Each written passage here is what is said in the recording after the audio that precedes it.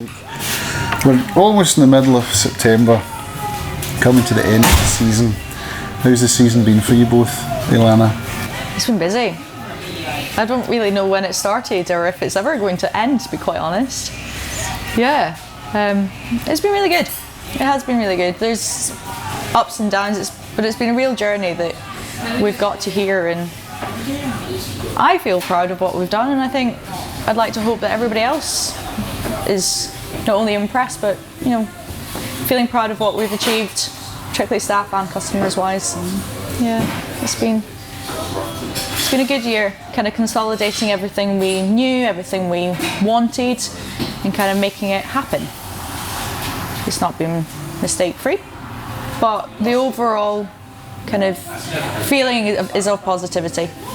Yeah. So, yeah, we're still fully booked every night. But here we are, middle of September, and already, we're still full. We're still busy. We're still going. Still got lots of bookings coming in for the next couple of months as well. So I don't see it finishing anytime soon, if at all. So what's your biggest takeaway been this summer, would you say? For me? I've got a slightly different perspective, I suppose, because I'm not involved in operations these days. What has been very gratifying is that basically with Ealána coming back to run the place, we've actually seen the systems properly implemented, the systems that have been devised for quite some time but have never actually really gained any traction. But actually seeing all of that come together with the ethos of the business as we've conceived it and wanted it to develop, we've actually seen the whole thing kind of reach a stage of maturity.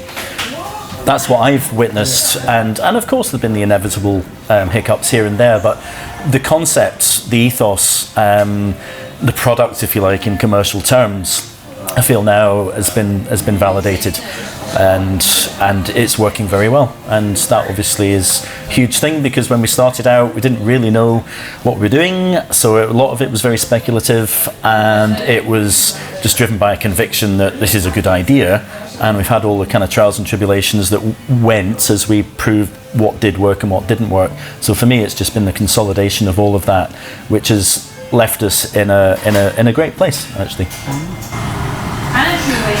That's good to hear. Yeah. It's been good to watch from an outsider's perspective, although I'm probably more of an insider than an outsider.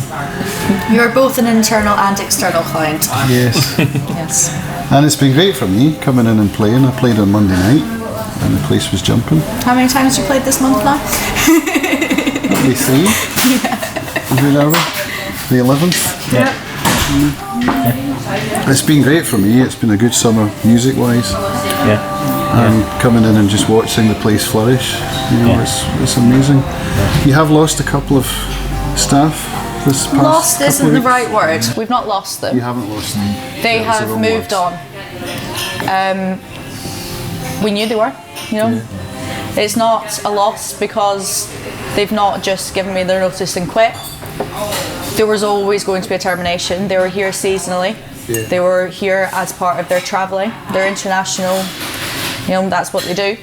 And the right time was for them to move on and find something new. But we've got some new staff coming in. They've less experience, but the same attitude, same ethos, which is providing a new dynamic. Because for me, I'm having to actually train. Yeah. I'm having to actually upskill people, not just tweak and direct someone's existing skills to the direction that I want for the business. I'm having to actually install from scratch skills that they haven't had previously. So it's been good. From a business perspective, that could be a good thing because they're not bringing set methods of doing things and then disagreeing with your methods and all that. Yeah, exactly. And I'm kind of looking at it as a stepping stone from where we were previously with having experienced hospitality staff to the potential of having apprenticeships in the future, even just 1 or 2. Because whilst our new members of staff don't have extensive hospitality experience, they have customer service experience. They're good with the customer aspects. They both got administrative and business experience. It's things like carrying trays, pouring pints, making coffees that they haven't done before. So the actual customer interaction, that side's good. the ability to follow systems, and to have policies there. They both really understand why the handbook's there as their guide. They're both master's graduates. They've got that kind of element to them as well. So it's a stepping stone in the direction of where I'd like our staffing model to be in the future. And it's upskilling me in terms of I'm actually having to be a mentor and trainer, not just their manager. So, yeah. You might be interested to learn that the headmaster of Arran High School spoke about mentoring programs for high school for young people when he had the annual award ceremony last week. Right. And there was one pupil got an award for hospitality. I think there might be room for something there. I think it's definitely something that I want to pursue over the winter for next year, maybe the year after. But it's something that I'm really passionate about developing. We talk about being sustainable and self-sufficient, and that comes down for our food, our drink, our waste, but also it's our staff, the staff training. And if we've got, not just a nationwide, but a worldwide shortage in skilled hospitality staff, if we can train and upskill people to do the job we need, it makes them employable anywhere else as well. And when we recognise the fact that they're not going to stay forever, I don't expect them, I don't want them to stay forever. I want them to go and enjoy elsewhere, but I want them to feel that their time here has been beneficial to us and that they have gained more experiences, they've learned things, they've been upskilled, and they can go away from their time at Crofters feeling that themselves they've improved and they feel confident in their own abilities as well. So now that you're coming into a quieter spell, what's on your minds? What are you thinking about for the future? Lots of things. Lots of things. Well, I'll from my perspective, I'm looking at the business I could do a very kind of dated 1980s SWOT analysis on the business that I've always been very fond of. So strengths, weaknesses, opportunities and threats. Right. I'm just missing the overhead projector with the acetates to do this proproperly. Oh, we've got one of them upstairs. But to be honest with you, that model has always held good, and I think that the strengths have been vindicated in what we've talked about in terms of the product and the demand and all the rest of it. In terms of weaknesses, yes, operational weaknesses. We've had equipment problems and we've got shortage of staffing, and we are turning people away all the time. There's a weakness in that. The capacity of the place is a weakness. If we follow that through logically, the opportunities are obviously to develop on the weaknesses and to mitigate that. So we're at that kind of logical stage where we do need to be proactively addressing the staffing. We do actually need to increase our capacity. There's no other way of looking at it. The island's getting busier. Domestic tourism is increasing. People aren't travelling abroad as much for a whole variety of reasons. So we're experiencing, not just because we're getting more popular and people are getting to know us, but there's just a general trend to increased volume demand on the island. Visit Arran. We've been doing it, promotion of the island for a long time now, and it's got traction. It's working. The island as a destination for a whole variety of reasons is getting busier. So as the business owner, I'm, if you like, being forced to look at the options for increasing the capacity of the business. And we have identified there's ground out the back which is available to us. We've got an option to develop out the back. And we've done some preliminary research with the planners with regard to this place. And we have the option to expand up and back. So this kind of idea was first mooted.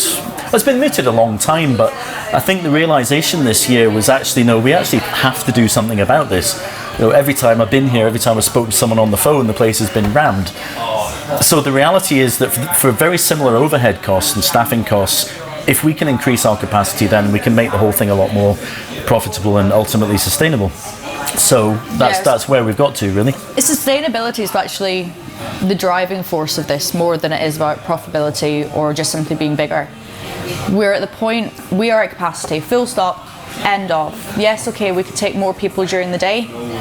Cannot take any more people at night. I just don't have seats, I don't have space. The kitchen can't do more. You know, if they could be here till midnight, yeah, we could feed everyone, but that's not realistic.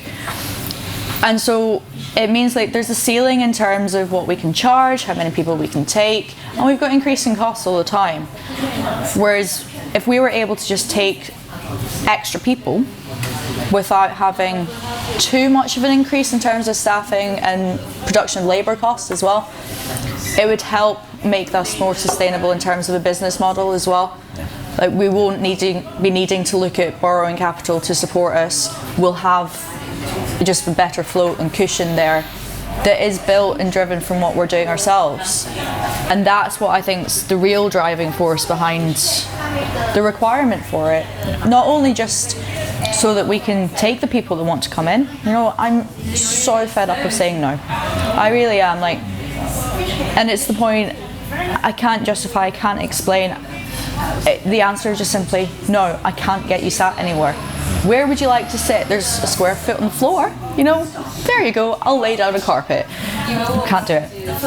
And so in order to be able to say yes, be able to be self-sufficient and sustainable in terms of our staffing, in terms of everything, we need to have that increased capacity.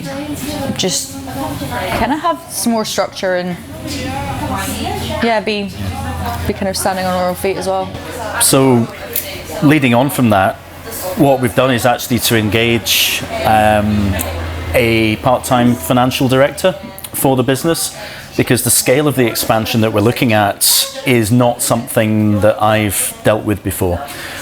One of my kind of key drivers and key principles in business has been, and for everybody at every level, is to acknowledge your areas of expertise, but also to acknowledge the limitations of expertise.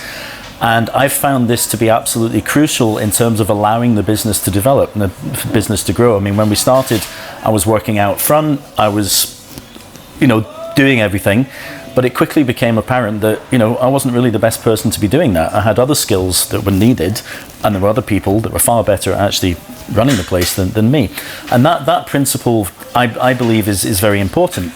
And I think that otherwise it can be a limiting factor on a business, especially when a business owner tries to, think that they can do everything.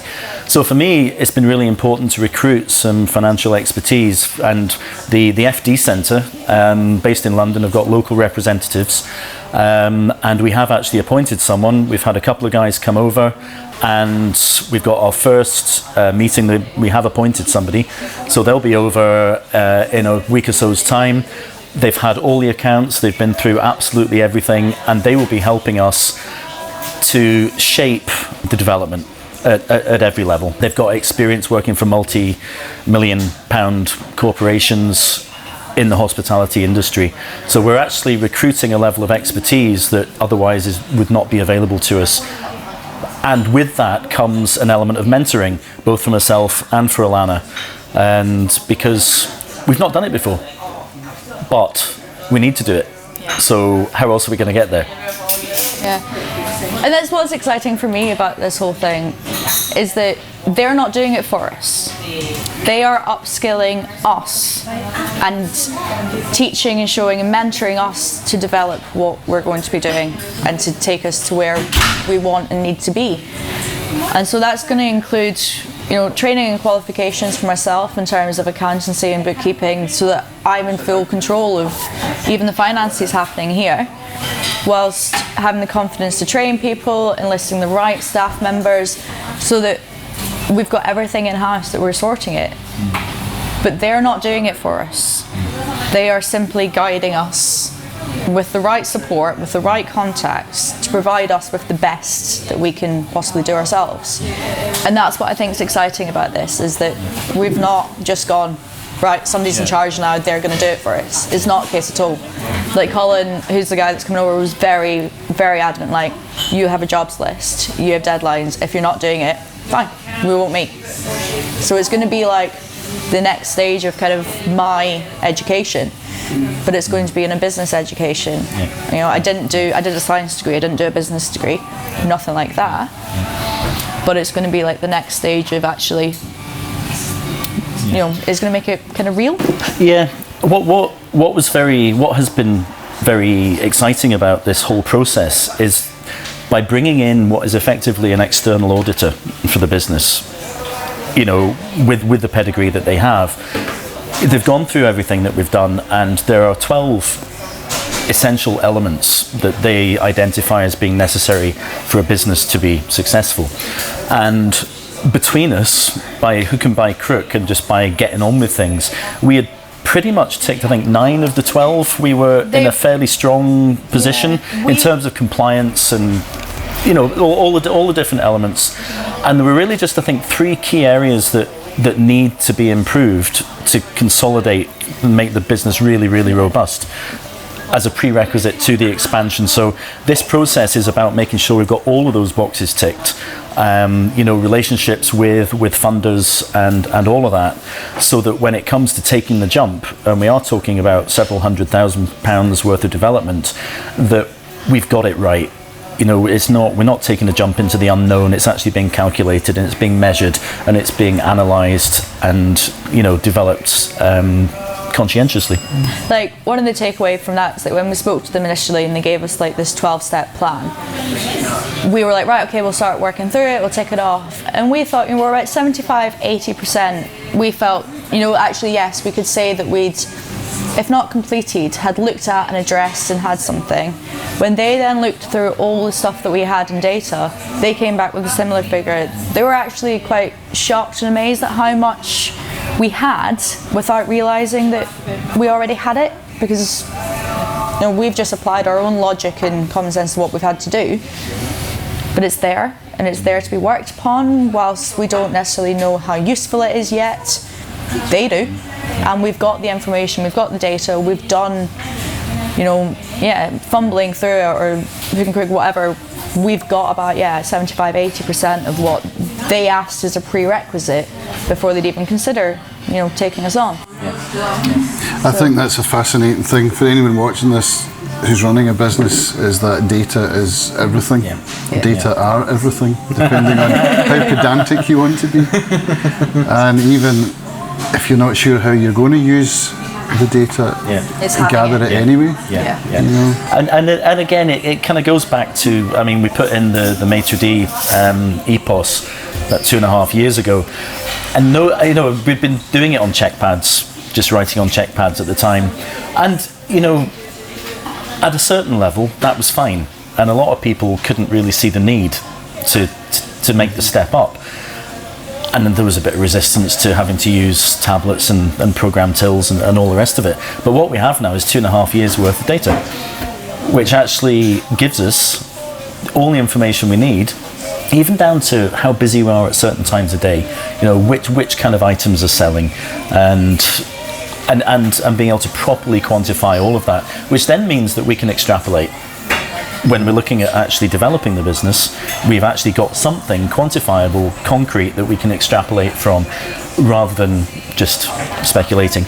And what's another interesting point is that with that, we've now got a phone-based data app for it that I've downloaded yesterday, which includes recordings of the weather, which is something that's a huge contributing factor to us.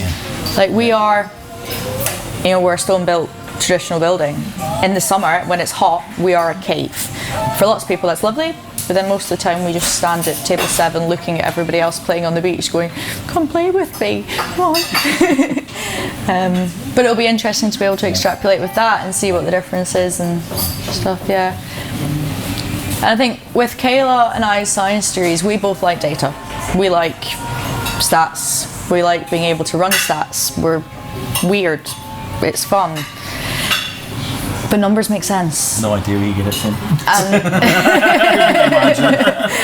And we've got numbers there that actually this year I've used to inform my ordering, I've used to inform my staffing.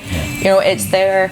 Whilst it's still qualitative, it's not quantitative by, you know, we're not actually using statistical data to inform it. It's still just there as kind of a common sense guide. but we've started using it. We're starting to use it to identify like our or the KPIs, key performance indicators. That one. Yeah. But yeah.